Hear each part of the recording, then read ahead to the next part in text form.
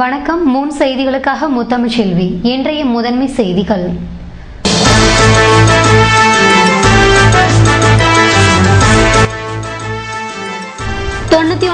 குழந்தைகளுக்கு போலியோ சொட்டு மருந்து. 500க்கும் மேற்பட்ட முகாமில் 5000 ஊழியர்கள், தன்னார்வ தொண்டு நிறுவனத்தினர் பணி தீவிரம்.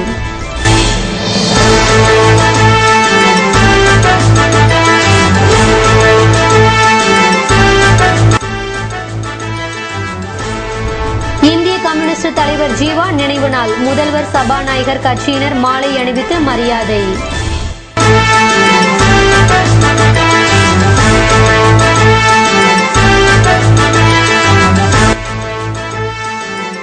காணும் பொங்கல் விழா கொண்டாட்டம். புதுவையின் சுற்றுலா பகுதிகளுக்கு சென்று குடும்பத்தினருடன் குழந்தைகள் ஆனந்தம்.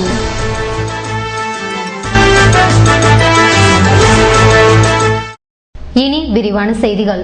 புதுவையில் 5 வயதுக்குட்பட்ட குழந்தைகளுக்கு இந்த ஆண்டில் 99,000 குழந்தைகளுக்கு போலியோ சொட்டு மருந்து வழங்கப்பட்டது.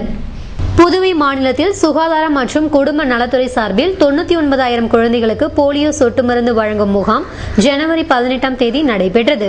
2ஆம் கட்டமாக பிப்ரவரி மாதம் நடைபெறவிருக்கிறது. ஞாயிற்றுக்கிழமையன்று போலியோ முகாம் நடைபெற்றதையொட்டி புதுவையில் 314 மையங்களும், காரைக்காலில் 70 மையங்களும், மாஹியில் 16 மையமும், ஏனாமில் 18 மையங்களும் அமைக்கப்பட்டிருந்தன.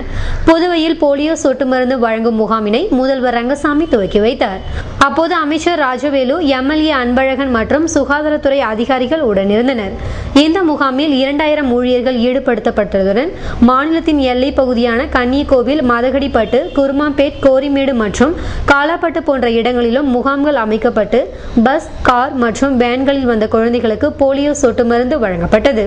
இது மட்டுமின்றி அரசு மருத்துவமனை, அங்கன்வாடி மையங்கள், ஆரம்ப சுகாதார நிலையங்கள் போன்றவற்றிலும் குழந்தைகளுக்கு போலியோ சொட்டு மருந்து வழங்கப்பட்டது. புதுவையில் கடந்த 1998ஆம் ஆண்டில் இருந்து இதுவரை எந்த குழந்தையும் போலியோவினால் பாதிக்கப்படவில்லை என சுகாதாரத்துறை தெரிவித்துள்ளது. புதுவையில் இந்திய கம்யூனிஸ்ட் தலைவர் ஜீவானந்தம் நினைவு நாளை முன்னிட்டு அவரது உருவ சிலைக்கு முதல்வர், சபாநாயகர் மற்றும் கட்சியினர் மாலை அணிவித்து மரியாதை செலுத்தினர். புதுவை செய்தி மற்றும் விளம்பரத்துறை சார்பில் இந்திய கம்யூனிஸ்ட் கட்சியின் மூத்த தலைவர்களில் ஒருவரான தோழர் ஜீவானந்தம் நினைவு தினம் ஞாயிற்றுக்கிழமை அனுசரிக்கப்பட்டது.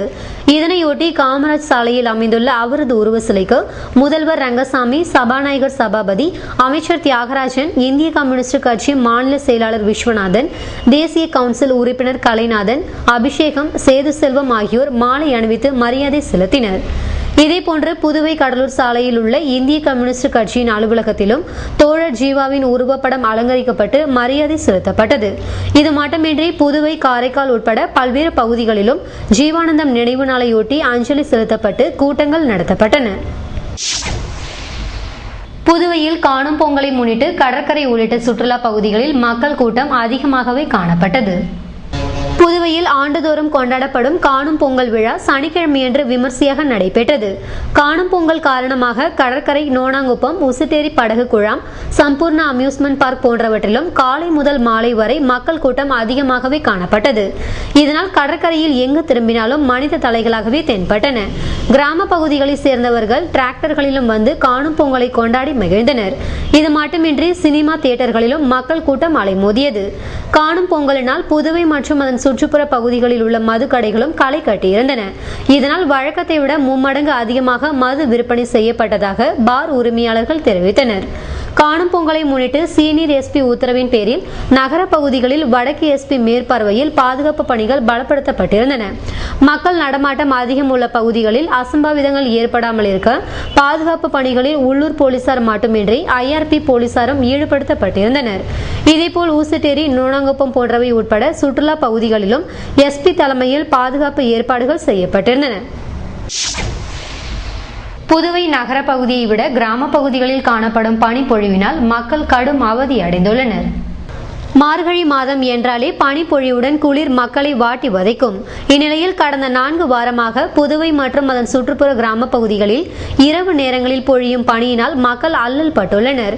இரவில் நிலவிடும் பனியை சமாளிக்க மங்கி குல்லா, ஸ்வெட்டர், சால்வை போன்றவற்றை அணிந்து கொண்டாலும் பனியினால் ஏற்படும் நடுக்கத்தை கட்டுப்படுத்த முடியவில்லை. இதனால் 80% பனியினால் பாதிக்கப்பட்டு மூக்கடைப்பு, ஜலதோஷம் என மருத்துவமனைகளுக்கும் மருந்து கடைகளுக்கும் படையெடுத்த வண்ணம் உள்ளனர். மார்கழி மற்றும் தை மாதம் என்றாலே நினைவிற்கு வரும் கோலம் கூட கொட்டும் பனி காரணமாக இரவு 8 மணிக்கே உதயமாகி விடுகிறது. கடும் பனிப்பொழிவு போன்றவற்றினால் கடற்கரையில் வாக்கிங் செல்பவர்களின் எண்ணிக்கையும் வெகுவாக குறைந்து வருகிறது. கிராம பகுதிகளில் மழையினை போன்று பனி கொட்டுவதால் அந்த பகுதிகளில் வாகனங்களை ஓட்டி வருவது சிரமமாக உள்ளது என்கின்றனர் வாகன ஓட்டிகள். இதுபோன்ற பனிப்பொழிவினால் எப்போதும் 12 மணி வரை போக்குவரத்து நெரிசல் காணப்படும் புதுவை இரவு 10 மணிக்கெல்லாம் உறங்கி போய் விடுகிறது. புதுவையில் இரவு நேரங்களில் மக்களை குளிர் வாட்டி வதைப்பதால் ஸ்வெட்டர்கள், தொப்பிகள் விற்பனை சாலையோரங்களில் அதிகரித்துள்ளது. கார்த்திகை மாதம் துவங்கியதுமே கொட்டும் பனி காரணமாக மக்களை குளிர் வாட்டி எடுக்க துவங்கிவிடும். இந்த ஆண்டு கார்த்திகை மாதத்திற்கு முன்னதாக பெய்த மழையினால் குளிரை மக்கள் அதிகமாக உணர முடியவில்லை. இந்நிலையில் கடந்த மாதம் பெய்த மழைக்கு பின்னர் குளிரின் தாக்கம் அதிகரித்து காணப்பட்டதால் இரவு மட்டுமின்றி பகல் நேரத்திலும் கூட வெளியில் செல்பவர்கள் அதற்கான முன் ஏற்பாடுகளுடன் செல்வதை காண முடிகிறது. இதனால் சாலையோரங்களில் வெளி மாநிலங்களில் இருந்து கொண்டுவரப்பட்டுள்ள உள்ளன் ஸ்வெட்டர், ஸ்கார்ஃப், மங்கி குல்லா, மஃப்ளர் மற்றும் காதுகளை மறைக்கும் ஏர்பேட் போன்றவைகளும் விற்பனை செய்யப்பட்டு வருகிறது. துணிக்கடைகளில் இதுபோன்ற குளிர் தடுப்பு ஆடைகள் விற்பனையானாலும் சாலையோரங்களில் விதவிதமாக விலை குறைவாக விற்பனை செய்யப்படும் பொருட்களை வாங்குவதில்தான் மக்கள் அதிக ஆர்வம் காட்டுகின்றனர்.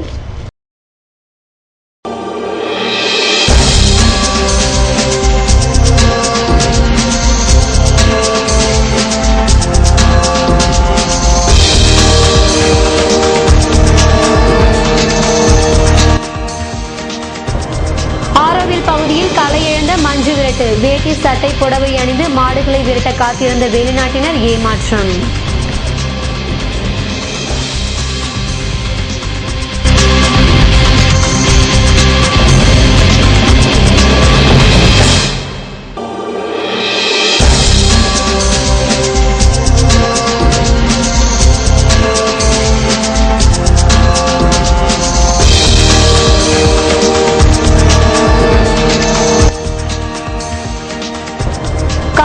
மத்திய சிறையில் கைதிகளை சந்தித்து கலந்துரையாட அனுமதி மறுப்பு, மன அழுத்தத்தை கட்டுப்படுத்த உறவினர்கள் கோரிக்கை.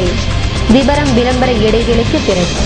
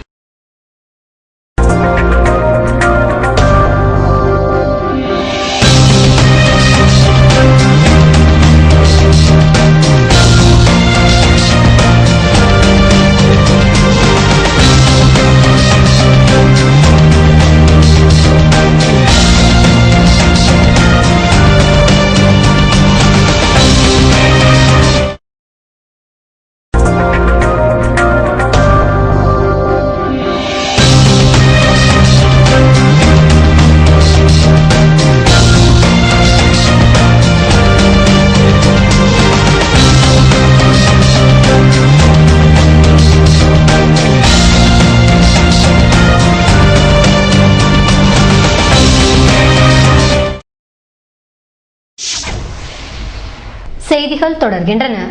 புதுவையில் வயல்வெளிகள் மற்றும் நீர்நிலை பகுதிகளில் வலை விரித்து பறவைகளை வேட்டையாடுபவர்கள் மீது கடும் நடவடிக்கை எடுக்கப்படும் என வனத்துறையினர் எச்சரித்துள்ளனர். புதுவையில் வடகிழக்கு பருவமழைக்கு பின்னர் நாரை, மடையான், கொக்குகள் போன்றவை இரை தேடி வயல்வெளிகளுக்கு அதிகமாக வர துவங்கியுள்ளன.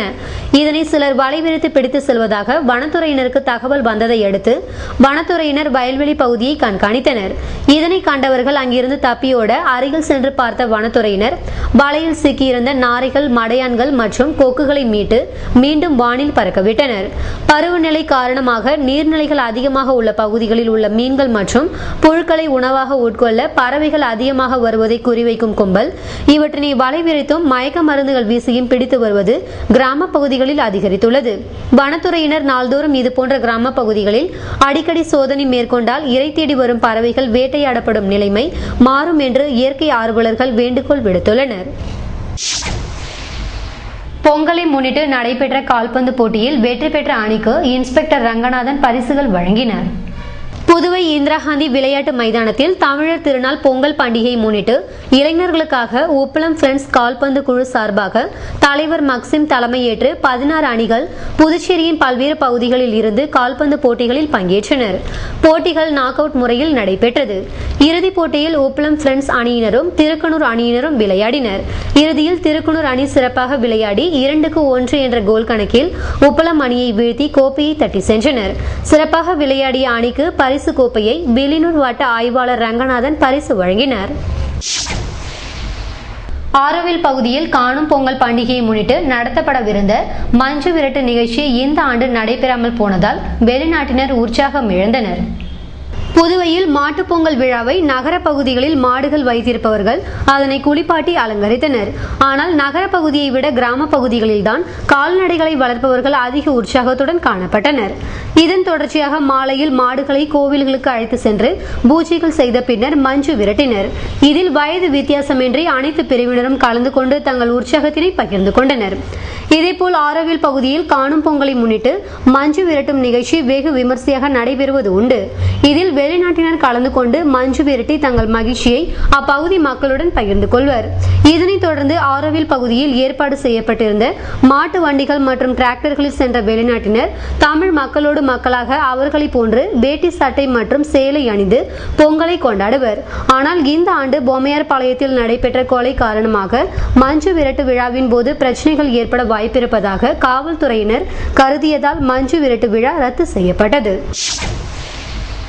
காணும் பொங்கல் அன்று காலாப்பட்டு மத்திய சிறையில் கைதிகளுடன் நேர்காணலுக்கு அனுமதி வழங்கப்படவில்லை என்பதால் உறவினர்கள் கவலை தெரிவித்தனர்.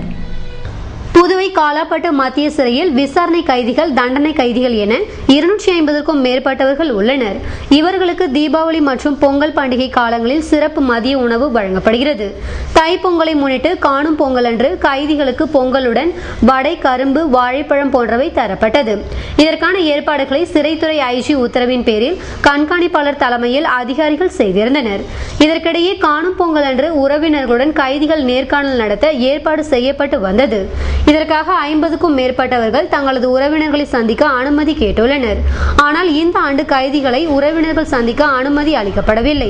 சிறப்பு அனுமதியின் மூலம் உறவினர்களை கைதிகள் பார்த்து பேசுவதால் அவர்களின் மன அழுத்தம் குறைய வாய்ப்பிருப்பதாக சிறைத்துறையினர் கருதி கடந்த சில ஆண்டுகளாக அனுமதித்து வந்த நிலையில் ஒரு சில காரணங்களுக்கு அனுமதி மறுப்பு சரியல்ல என்று கூறினர். வழக்கம் போல் உறவினர்களை காணும் பொங்கல் அன்று சந்திக்க அனுமதிக்க வேண்டும் என்ற உறவினர்கள் கோரிக்கை நிராகரிக்கப்பட்டதால் அவர்கள் கவலை அடைந்தனர். புதுவை தாவரவியல் பூங்காவில் குழந்தைகளுக்கான ரயில் இயக்கப்பட்டதால் காணும் பொங்கலையொட்டி அங்கு வந்தவர்கள் உற்சாகம் அடைந்தனர். புதுவை தாவரவியல் பூங்காவில் குழந்தைகளை உற்சாகப்படுத்தும் வகையில் சிறிய ரயில் இயக்கப்பட்டு வருகிறது. விடுமுறை நாட்களில் இங்கு பெற்றோருடன் செல்லும் குழந்தைகள் இந்த ரயிலில் ஏறி மகிழ்ச்சியடைந்து வந்தனர். ஆனால் இங்குள்ள ரயில் போதிய பராமரிப்பு இன்றி போனதால் அதனை இயக்க முடியாத நிலை ஏற்பட்டது. இந்நிலையில் அந்த ரயில் சீரமைக்கப்பட்டு தற்போது இயக்கப்பட்டு வருகிறது. இதுபோன்ற சூழ்நிலையில் காணும் பொங்கலை முன்னிட்டு தாவரவியல் பூங்காவிற்கு வந்த குழந்தைகளும் அவர்களின் பெற்றோரும் கடந்த ஆண்டு ஏமாற்றம் அடைந்தது போன்று இல்லாமல் ரயில் இயக்கப்பட்டதை கண்டு உற்சாகம் அடைந்தனர். தாவரவியல் பூங்காவில் பொழுதுபோக்கு சாதனம் ரயில் மட்டுமே என்பதால் ஆடிப்பாடி மகிழ்ந்தனர்.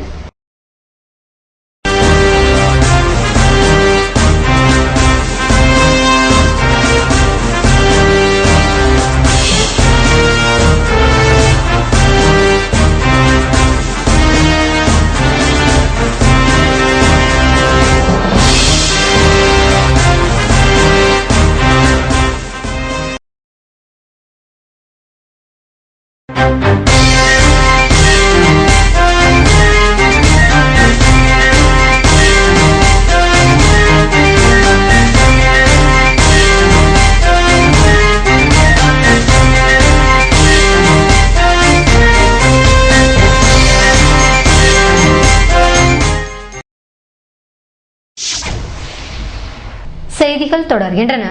புதுவையில் நடத்தப்பட்ட அகில இந்திய சீனியர் டேபிள் டென்னிஸ் போட்டியில் வெற்றி பெற்றவர்களுக்கு அமைச்சர் பன்னீர்செல்வம் பரிசுகள் வழங்கி பாராட்டினார். புதுச்சேரி உப்பளம் இந்திரா காந்தி உள் விளையாட்டு அரங்கத்தில் 76வது தேசிய அளவிலான சீனியர் டேபிள் டென்னிஸ் போட்டி கடந்த 12ஆம் தேதி தொடங்கியது. இதன் இறுதி சுற்று நேற்று நடந்தது. போட்டியில் வெற்றி பெற்ற அணிகளுக்கு பரிசு வழங்கும் விழா மாலையில் நடந்தது.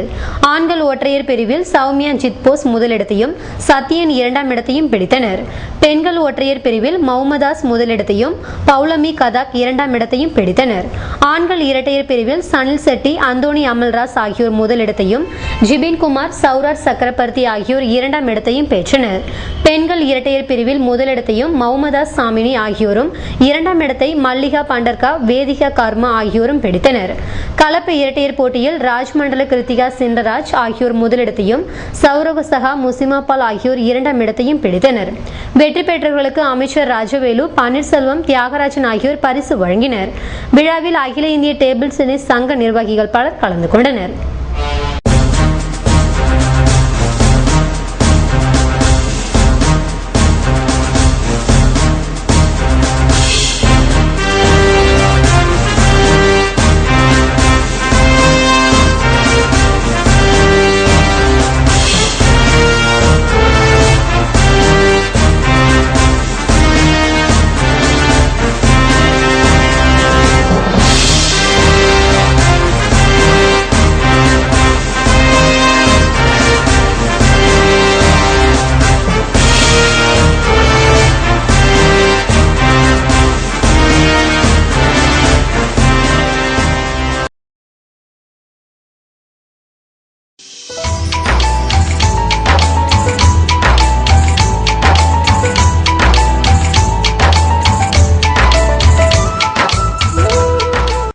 புதுவையில் இன்றைய வெப்பநிலை அதிகபட்சமாக 29 டிகிரி செல்சியஸாக பதிவானது. நாளைய வானிலை 30 டிகிரி செல்சியஸாக காணப்படுவதுடன் இரவில் கடும் குளிருக்கு வாய்ப்பிருப்பதாக வானிலை மையம் தெரிவித்துள்ளது. புதுவை கடற்கரையிலிருந்து சுமார் 50 கிலோமீட்டர் தூரம் வரை இன்று 3 அடியாக காணப்பட்ட கடல் அலை உயரம் நாளை 2 அடியாக காணப்படும் என்றும் தென்மேற்கு திசையிலிருந்து 21 கிலோமீட்டர் வேகத்தில் காற்று வீசும் என்று சென்னை வானிலை மையம் தெரிவித்துள்ளது.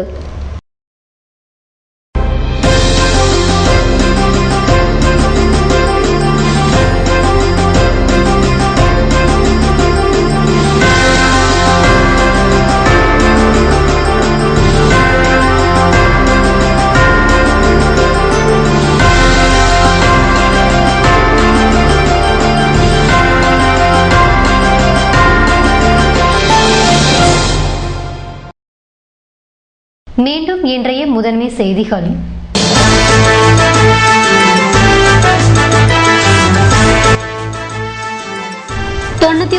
குழந்தைகளுக்கு போலியோ சொட்டு மருந்து 500க்கும் மேற்பட்ட முகாமில் 5000 ஊழியர்கள் தன்னார்வ தொண்டு நிறுவனத்தினர் பணி தீவிரம்.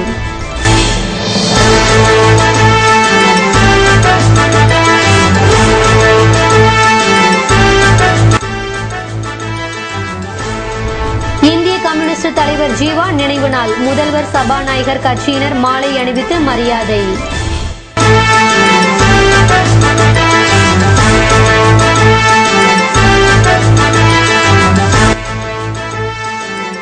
காணும் பொங்கல் விழா கொண்டாட்டம் புதுவையின் சுற்றுலா பகுதிகளுக்கு சென்று குடும்பத்தினருடன் குழந்தைகள் ஆனந்தம்.